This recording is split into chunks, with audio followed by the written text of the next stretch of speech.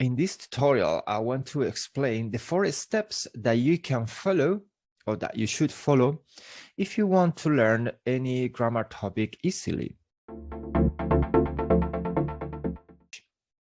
The objective is for you to understand and be able to present any grammar topic. You will not need to memorize anything. However, you are going to have to practice a lot your writing and your speaking skills. Let me take you through the workflow, the different steps that you need to follow. The first thing that we have to do is to choose the target language. What I mean by that is, what is it that you want to learn? What grammar do you want to learn? The table of contents or the index in any study guide or program is always the best place where to check what topics you can study or what topics you want to prepare. And if you want to acquire or achieve certain level, they're going to help you to establish your objectives and to have a clear direction of what topics you need to study and in what order. Once you have chosen your target language, you can proceed to apply the 4 steps. I'm going to explain every step one by one, but at the end of the video, you can get a one-page document with all the steps nicely organized. In the first step, you have to read. Reading is the easiest approach when learning a new language because we have time. We have time to look into the grammar, to check for vocabulary, even to practice some pronunciation. During the second step, you have to practice your listening skills. During the third step, you have to write. And the way you're going to do this is by practicing and doing some exercises from different websites or web pages. In the fourth step, you have to speak. You have to present your findings. This is probably the most difficult part. But don't worry if you find speaking very difficult, because I have 3 golden rules that you can apply to your reading, your listening, your writing, and your speaking, and your English will be a lot more correct. Let's have a look at them.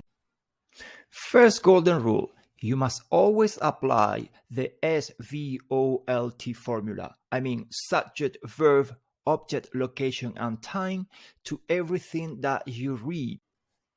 For the second golden rule, you must always identify the time markers. They are super important. They are as important as the subject or the verb, because the verb and the time marker, they need to be in sync. They need to concord. Golden rule number 3, you must always follow the magic formula, SVOLT. Everything you do, everything you read, you listen to, whenever you speak or whatever you write, get yourself used to using this formula. If you're new to the channel, this is the time when you can subscribe. And also, don't forget to hit that notification bell so you can keep up to date with my latest videos.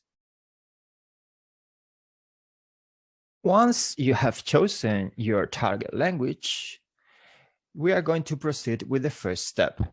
The first thing that you're going to do is reading. You are going to use the grammar bank in your study guide right at the end of the book. The grammar bank is organized in 2 sections.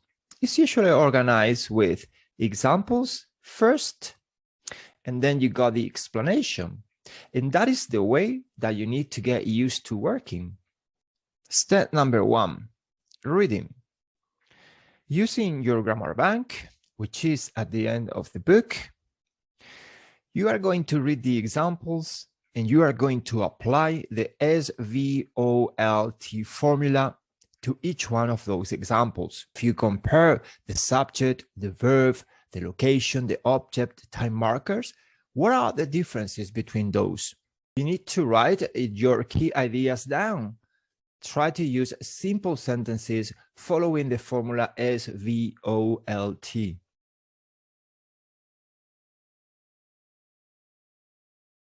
Once you have formulated your own theory, you can verify that by reading the actual explanation that you have underneath. So that is the first step, reading. The second step is listening.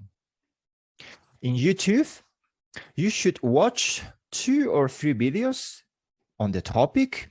You need to compare the key ideas from the videos and then compare those with the ideas that you already have from your reading exercise or your reading practice from the grammar bank. If necessary, you need to edit your key ideas accordingly. Add any relevant new information from the videos. The third step is about reading and writing. In the Test English website, find the lesson that you are currently studying. Read the explanation and compare it with your notes. Do you need to add something or edit your notes? Once you have understood the explanation and compare that with your notes, and you're happy to proceed, you can do the exercises. Step number 4 is writing and speaking. Okay, now that you have gone through reading your grammar bank, watching some videos in YouTube, and then practicing a little bit more and writing in the Test English website, it is time for you to write